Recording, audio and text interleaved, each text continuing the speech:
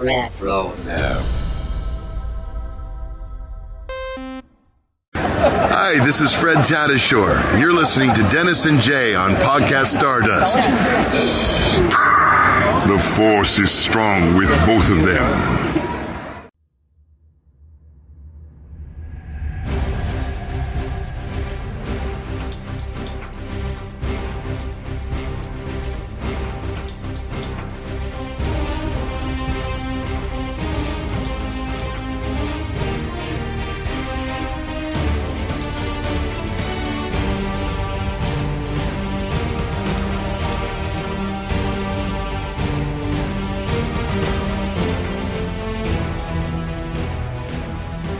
Welcome to Podcast Stardust. This is the fully armed and operational podcast dedicated to Star Wars news, reviews, and discussion. I'm Dennis Keithley.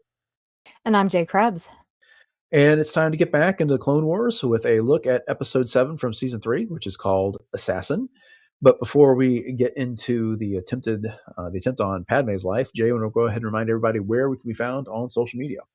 Absolutely. You can be dead on by finding us on Facebook and Instagram at Podcast Stardust. All right. The dish is aligned. The signal's boosted to maximum output. The shield is down. We are now broadcasting to the galaxy. So again, this is episode 7 from season 3 of the Clone Wars. It's called Assassin. And we're going to do a full spoiler discussion on this. But Jay, you want to kick things off with a summary of the episode, please? Sure thing. After some successful missions, Ahsoka is assigned to stay at the temple and catch up on studies while Anakin Skywalker returns to battle. Ahsoka soon starts experiencing visions in which she sees Senator Amidala killed by an assassin. Unsettled by her visions, she consults Yoda and then convinces Padmé to bring her along to a conference. During the conference, Ahsoka's visions lead her to Aurra Sing, who twice attempts to assassinate the senator. However, Ahsoka, with an assist from Padmé, successfully defeats the assassin and then discovers she was hired by Zero the Hutt. All right. So, interesting episode. You know, we've gotten away from some of the political stuff and back into an episode that's a bit more action-oriented. What did you think about this one overall? Well, it was nice to see some action and always nice to see Ahsoka in action, a very Ahsoka-centric episode once again. We got to see her in action with Satine and the like on Mandalore, and now we get to see her kind of stretching her legs a little bit as a additional detail for security, if you will, for Padmé. And, you know, just being able to trust herself in terms of her visions and things, and just how far she's come in the ways of the Force in general, and just the fact that Padmé trusts her so much. So I know there's a lot to get into with this, and there's also some kind of mirroring between what Ahsoka is experiencing and what we see Anakin experiencing in later events in Revenge of the Sith as well. Yeah, you know, it's one of the things that stood out to me is that we've been a little bit starved for our big three over the past several episodes. Ahsoka has played the biggest role between her, Obi-Wan, and Anakin. Obi-Wan gets a very bit role in this when Ahsoka and Anakin are there in the Jedi Council's chambers, and he basically says, "Yeah, congratulations, you're staying here." And then Anakin gets to, you know, stand by Ahsoka in front of the council, and then later show up in the episode and after everything's gone down. But this really is an Ahsoka episode and a bit of a Padmé episode. And of course, Padmé's kind of featured a bit as of late. So they're keeping Anakin and Obi-Wan in our minds, but they are kind of like amping up the interest and the appetite for them by, not using them quite so much here. And I guess I'm good with that, but, you know, it really is the prophecy of the chosen one, which we've talked about so many times. So you want to see more of Anakin, you want to see some more of Obi-Wan, and but this is still a good episode nonetheless. For sure. And, you know, I think, of course, Dave Filoni, Ahsoka was his creation and his idea from the get-go and one of his favorite characters. So I think it was also probably his way of putting her front and center too. Right. So this is another instance where the chronology is all kinds of crazy, and StarWars.com was undergoing some sort of an error, and they're having something to do with their database. And so it was impossible to check the episode guide before we started recording this one.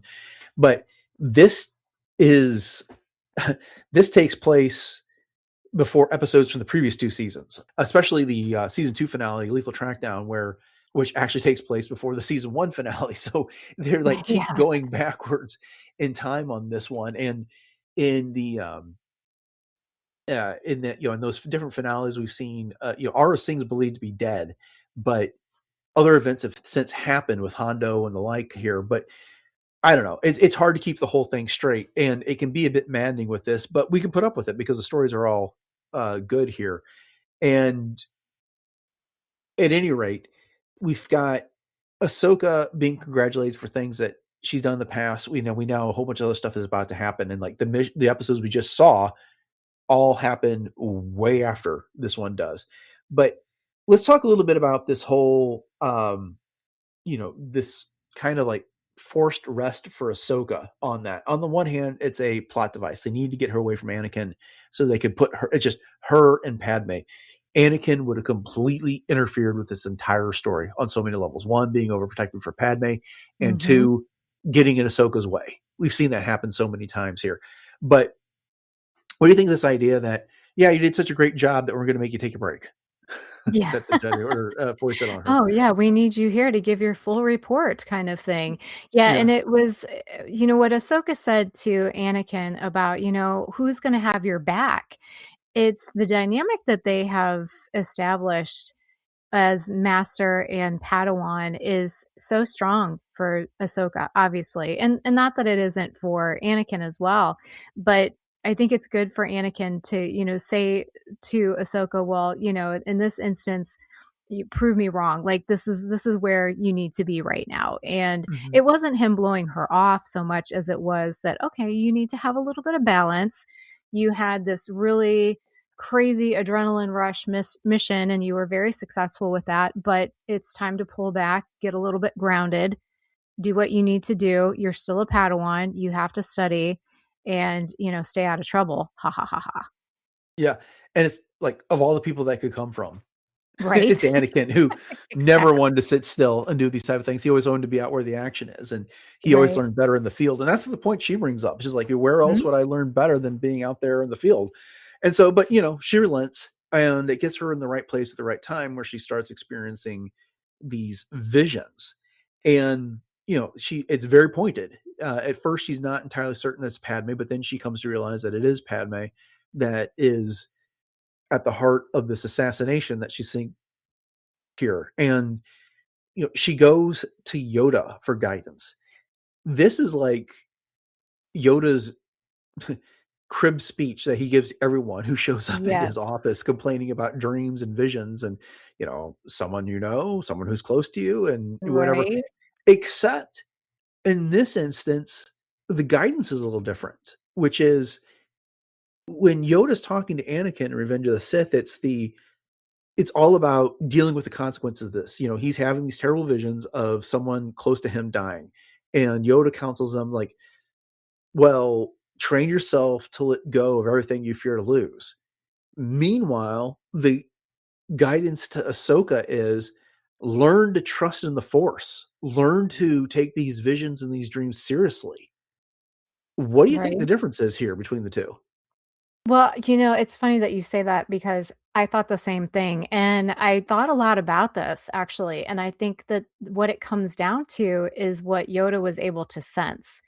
And and also knowing what Anakin's background was in terms of his attachments and some of the things that Anakin has experienced with his very unique upbringing. I say unique to the Jedi, whereas Ahsoka is, I guess, maybe not pure is the word of upbringing to the Jedi, but I think that she comes from a different perspective than what Anakin ever did. And so I think for Yoda, he sees the fact that, with Ahsoka's visions, they come from a very different lens. Does that make sense?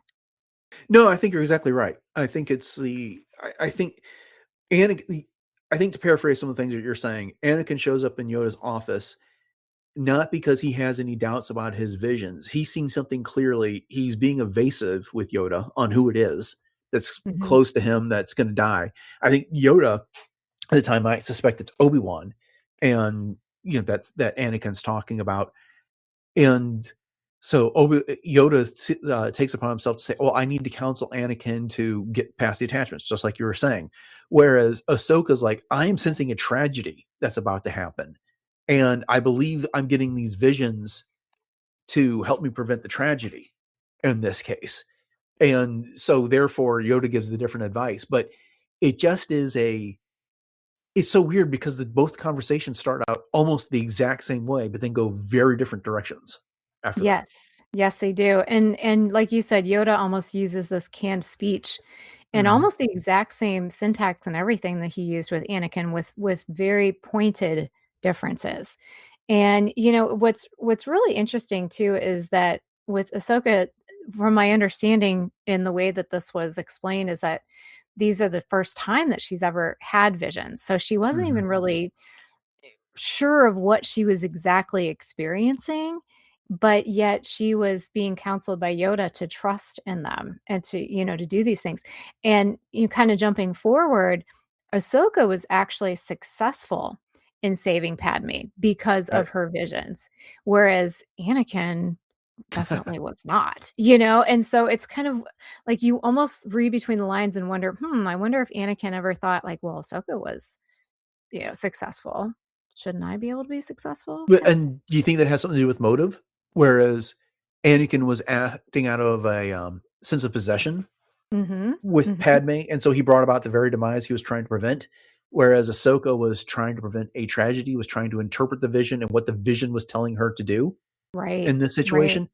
And I Mhm. also can't help but wonder if Anakin's visions were not manipulated a bit by the dark side. That, Yeah. this was because those visions, I feel like they're manipulated to send him right into the arms of Palpatine. Oh, for sure. And not only that, but his visions previously caused him to doubt himself in ways that prevented him from saving his mother at the last second too. So there was that legacy of failure there. So that's a whole other conversation for another Good time. call. Yeah, yeah, good call. What did you think about Ahsoka and Padme's relationship here?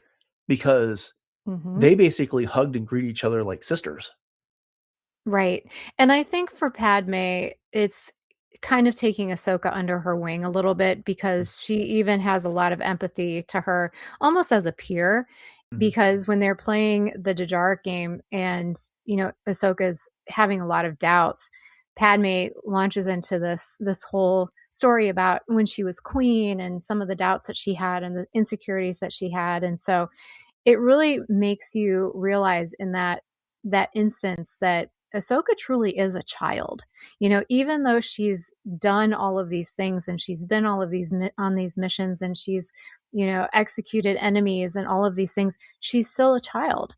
And Padme realizes that and she's gone through it. Plus, I think she also sees Ahsoka kind of as almost like a little sister, just because the fact that even though no one knows, she's married to Anakin and this is Anakin's Padawan. So I think she really just has a special place in her heart for her.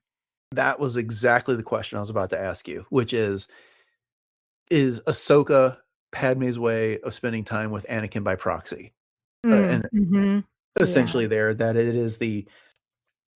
it's her husband's Padawan. So it's essentially like a stepdaughter when it comes down to it. Yeah, for sure. So, yeah, I mean, it's something that Anakin's investing a lot of time in, and so it means a lot to him. Therefore, it means a lot to her. And now beyond that, they do have a friendship. And when we get to Tales of the Jedi, we see Ahsoka show up at Padme's funeral, Mhm. and when she kind of gets cornered by Bail Organa, Ahsoka, mournfully says she was my friend. There. Yeah.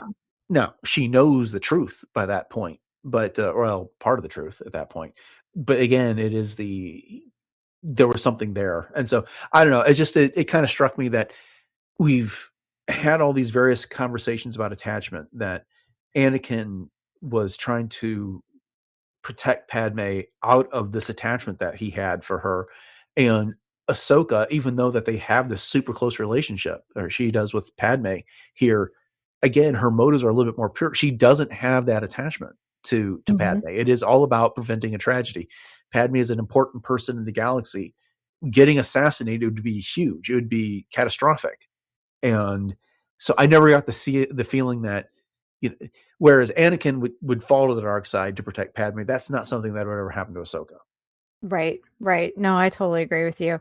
And backing up just a couple paces here, when Ahsoka just kind of shows up on the landing pad and says, I want to accompany you to Alderaan, and, like extra security, did she actually have permission at that point? Because she went to Yoda and said, hey, I'm having visions. Oh, yeah, trust in the Force. Like, yeah, you're supposed to really be doing your studies, but just go to Alderaan instead. Or did she just go? I wrote down in a personal note, where's her permission slip? Yes. because like, you're going on a field trip, but neither Dad, aka Anakin, nor the Jedi Council, the principal, have given you permission to do any of these things. Totally skipping class. Yeah, totally. But the thing is that when we get to the end of this episode, it's like everyone approves because Yoda praises her for trusting her vision, for understanding the power of the Force, that these are things to be taken seriously.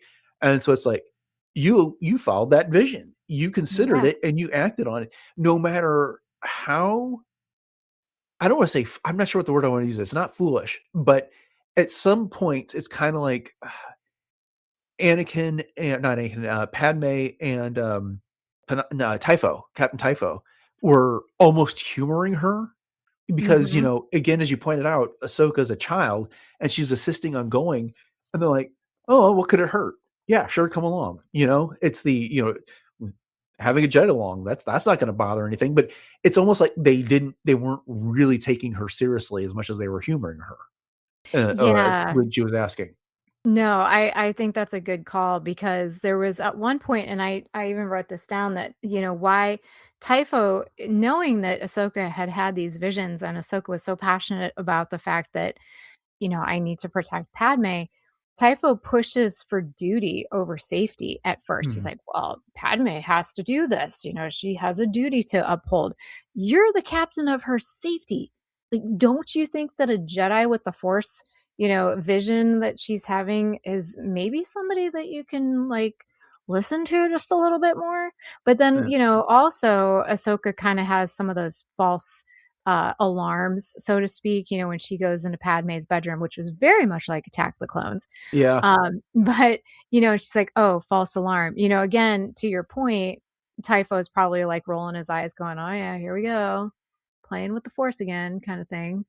Yeah, I like those scenes though, because I think it kind of illustrates what Yoda's talking about. It's the having a vision is one thing, learning how to interpret it, learning what to do with it is another. And so Ahsoka's figuring all this out with no guidance from her master this entire time. Anakin is gone. Anakin's off fighting the war on, what's the name of the planet? It's Baleth, which we never hear of again. Right. In the Star Wars. But not even a comic. Nothing's been done with that. I was like, I looked up on Wikipedia, it's like, for real? It's not shown up ever anywhere else, not even in Legends or anything. So be that as it may, Anakin would be the ideal person in an ideal master apprentice relationship for her to talk to about this, but it's left to her to figure out. And in some ways, when you learn something, when you puzzle something out, you learn it better than if someone told you how to do it. I do believe that, we've all had those experiences, but it does lead into those embarrassing and potentially problematic moments, like you just said, where you barge into the senator's bedroom, ignite your lightsaber, and stand over her while she's trying to sleep. Right. But Padme trusts her, and so it's not a big deal. And if there's anyone in the galaxy who knows how to put the average person at ease, it is Padme. I mean, yes. I say that, but we just made fun of her attempt to do that with the Mandalorian Council a few episodes ago. But regardless, she takes it all in stride. And so in the hierarchy of mentors that Ahsoka has, Padme is not at the top, but she's a good one for Ahsoka. This is not the last time they'll work together. That's true. And I think Padme also is a great role model for placing duty. She always has. I mean, when she says to Ahsoka, when Ahsoka's pleading with her, like, don't do this, don't do this. How can you do this? I'm having these visions. And she said, I can't stop living my life. So, she's basically telling Ahsoka kind of the same thing in layman's terms, if you will, that Yoda was trying to tell Ahsoka, in that, always in motion the future is. So you can't just not do something just because of X, Y, or Z. So I appreciated that too about Padme. Mm-hmm. Mm-hmm. I was thinking about how often we brought up Reign of the Empire, Mask of Fear, and when they arrive on Alderaan and Leia's theme starts playing, Yes. which was sweet. But then, Padme gets off that ship, and who does she see? Bail Organa and Mon Mothma.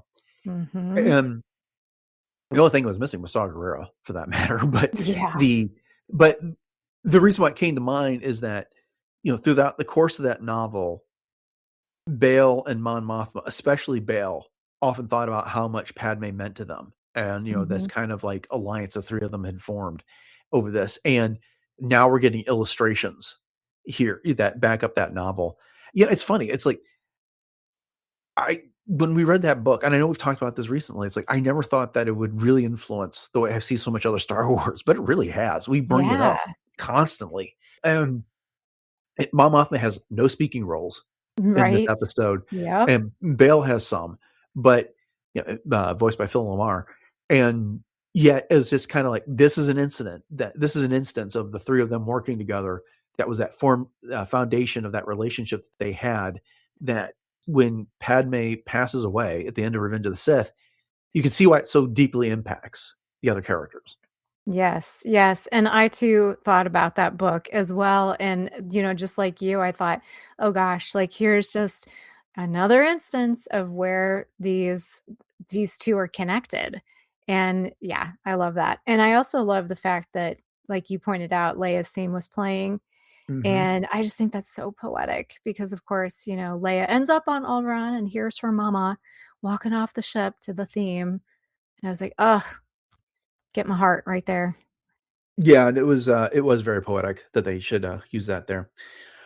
Okay, so this episode marks the return of Aurra Sing, and she was presumed dead after Boba Fett's ship crashed, but we come to find out that Hondo Ohnaka pulled her to safety from the wreckage on Florum, and they didn't tell anybody. But at any rate, Aurra Sing's been hired by someone to assassinate Padme, and up until the end of this episode, we aren't clear why. But Ahsoka eventually finds her in the ducks trying to take a shot at Padme, and then later in Padme's room here. But what did you think about Aurra Sing's return?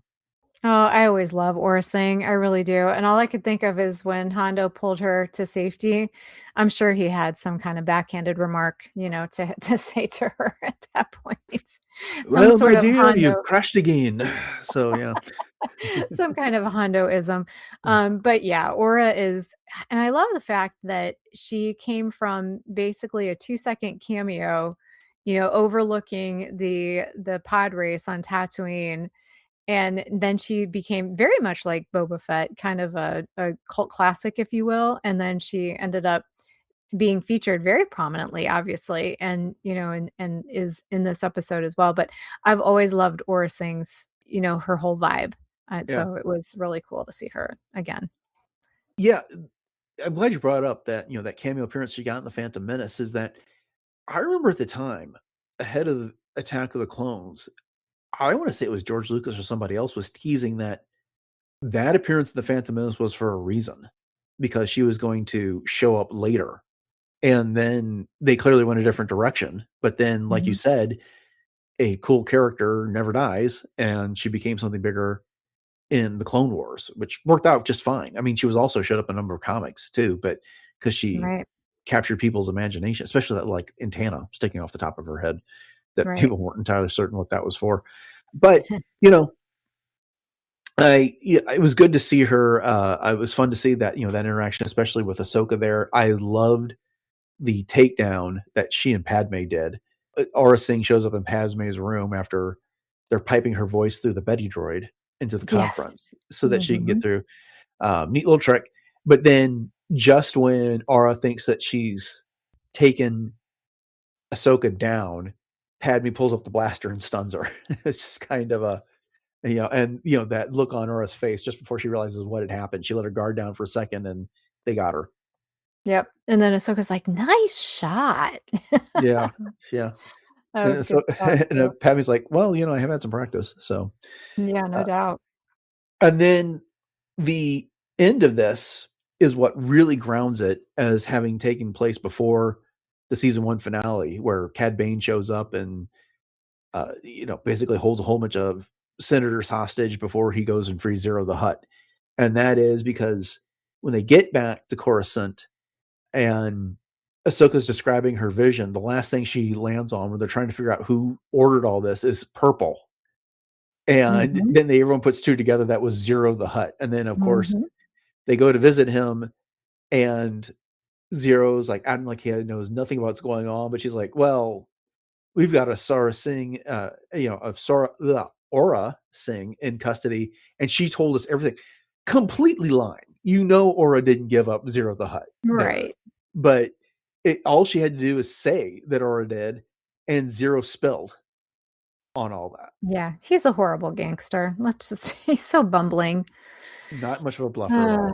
Exactly. My question though is in that little cubicle, that he is so fond of, obviously, how in the heck did he get any correspondence out to hire Aurra Sing in the first place? Which I know is like it's the Clone Wars. It's a plot point. But here's me like, how did he even contact anyone from his cell?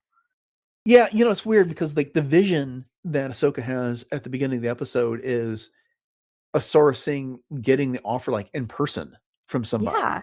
And the voice is a bit altered. It's not clearly Zero the Hutt in that case. But who says the vision has to like portray things exactly as they happen? I guess the same way that Zero managed to hire Cad Bane later. He's got Mhm. money. He's got resources and contacts on the outside, and someone comes to visit him, and he makes arrangements to get things Mhm. done. But I mean, Mhm. that's Yeah, the that best makes sense. explanation I come up with. The other thing that occurred to me was that how lucky Aurra Sing was that Anakin was not on the ship or at the conference after Oh the yeah. attempt at Pat, because when they get back to Coruscant, Anakin's like, "Are you okay?" He just like really, you can tell how angry he is by this. And I'm like, Yep. if he had been that conference, Aura would not have survived at all. No, definitely not. That look on his face as soon as he saw Padme in that sling was like, Mhm. you could just tell. Who touched you? So, Yes. Yes. but fun episode. This was a good one. I Yeah. like it. It was I liked all those Mandalore episodes that we got, but it was nice to kind of get back to something that's a bit more action oriented and a little bit more force oriented too, Mhm. for that matter. So Mhm. And as you pointed out too, there was some necessary elements in here for Ahsoka to continue to learn in the field, so to speak. And I liked how she, even sat on the floor Qui-Gon style, right mhm. there outside the chamber and was kind of fine tuning her visions. And then, as you pointed out, by the end, all she had to do was just kind of close her eyes and get in touch and see purple. So That's yeah. right. Yeah. All right. Well, then, that will do it for this discussion of the Clone Wars here on Podcast Stars. Thank you all for joining us. And we are going to continue our weekly rewatch of the show up until the first episode release of Maul Shadowlord, in case we'll take a break for at least those first 5 weeks. We haven't decided yet how we're going to cover Maul, but we'll get to that when we get to that. But at any rate, if you want to make sure you get future discussions from our rewatch, then make sure you subscribe to the podcast, and those will get downloaded for you automatically each week. We're available on pretty much every podcatcher that's out there, and if you find one that we're not on and you want us to be there, let me know, and I'll figure out what we got to do to get on that platform. I would love it if you could rate and review the show on whatever your podcatcher is. That does help get the show in front of more people. And I'd like to remind you, you can find all previous 990 episodes of the podcast over on retrozap.com, which is home to the RetroZap Podcast Network and a bunch of other great shows covering all kinds of wonderful, fun things. Jay, you want to go ahead and remind everybody what our social media contacts are one more time and where else we can be found around the internet? My pleasure, Dennis. We are very conveniently found on Facebook and Instagram at Podcast Stardust, and you can check out all of our Pinterest boards as well as our other streaming outlets, including traditional YouTube and YouTube Music. So be sure to subscribe if you haven't already, and please share all the fun with your friends as well.